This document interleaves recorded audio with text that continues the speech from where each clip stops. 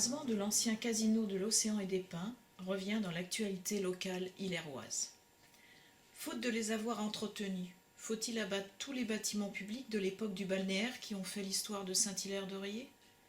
En regardant l'affiche des chemins de fer français à l'origine de la création de la station balnéaire de Sion-sur-l'Océan vers 1900, qui représente ce casino, nous ne comprenons pas qu'on puisse détruire un tel bâtiment emblématique de la station.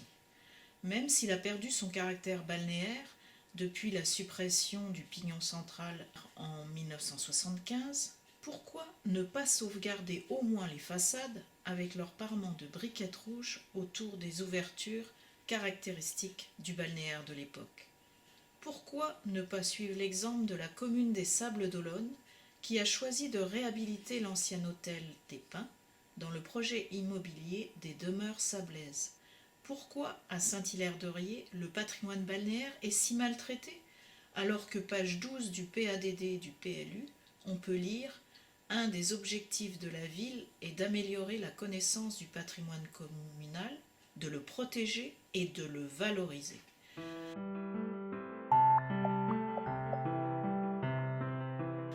Alors que l'intérêt ne cesse de grandir pour visualiser l'abondance de cartes postales qui existent sur cette période du balnéaire, pourquoi aucune mesure de protection du patrimoine balnéaire bâti n'est prise par la municipalité de Saint-Hilaire-de-Riez, comme à Saint-Gilles-Croix-de-Vie sa voisine, qui possède des zones de protection du patrimoine.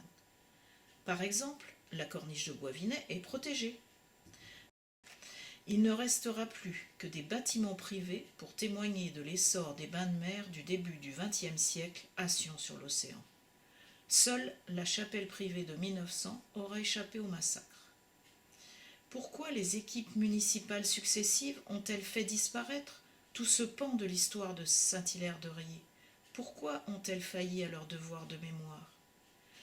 Aujourd'hui, la municipalité de Saint-Hilaire-de-Riez s'enorgueillit de pouvoir ajouter l'océan au nom de la commune en développant les activités nautiques.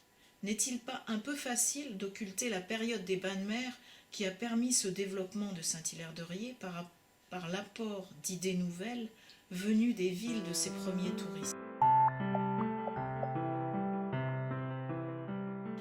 Dans les guides touristiques ou les films grand public actuels, l'hôtel Frédéric ou le café de la plage représentent avantageusement Saint-Hilaire-de-Riez. La Villa Saint-Jean, par exemple, fait partie de l'inventaire 2011 du patrimoine balnéaire de la région Pays de Loire. Tous ces bâtiments sont privés et leurs propriétaires s'attachent à entretenir l'héritage qu'ils ont reçu de leurs ancêtres tout en participant à la préservation de la mémoire collective. La municipalité a acquis l'ancien casino de l'Océan et des Pins en 1960. On a fait une maison des jeunes après avoir accueilli 2 classes primaires et des colonies de vacances. Aujourd'hui, c'est la salle communale de Sion. Mais les associations qui l'utilisaient à l'année ont été délocalisées. Les Ilérois vont-ils encore perdre à Sion un lieu public de taille, idéalement situé en front de mer et accessible ? Le collectif de citoyens que nous représentons déplore qu'aucune commission extra-municipale n'existe à propos de l'avenir de cette salle communale. Nous avions demandé, en février 2015, de participer à un groupe de travail sur le sujet, réunissant entre autres des habitants originaires de Sion, des descendants de propriétaires de villas balnéaires. Cette demande a été jugée inopportune par Madame Françoise Simon, adjointe à la culture. Cependant, nous apprenions, un mois plus tard, qu'un marché public avait été lancé le lendemain de ce mail, soit le 27 mars 2015, pour une mission de programmation pour la réhabilitation de la salle communale de Sion. Notre demande était-elle vraiment si prématurée ? Nous apprenons par la presse du 22 février 2016 qu'un bureau d'études travaille sur une option comprenant l'arasement du bâtiment et sa reconstruction à neuf avec éventuellement un aspect identique.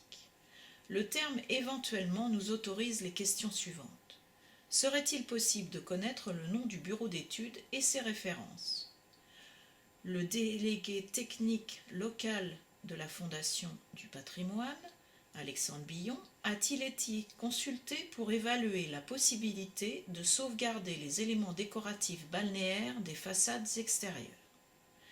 Le collectif de défense du patrimoine balnéaire de Sion-sur-l'Océan souhaite une réponse à ces deux questions, sollicite l'avis écrit du délégué technique local de la Fondation du patrimoine et réitère sa demande pour une participation citoyenne active dans le choix des options par l'intermédiaire de quelques habitants de Sion et de représentants du collectif.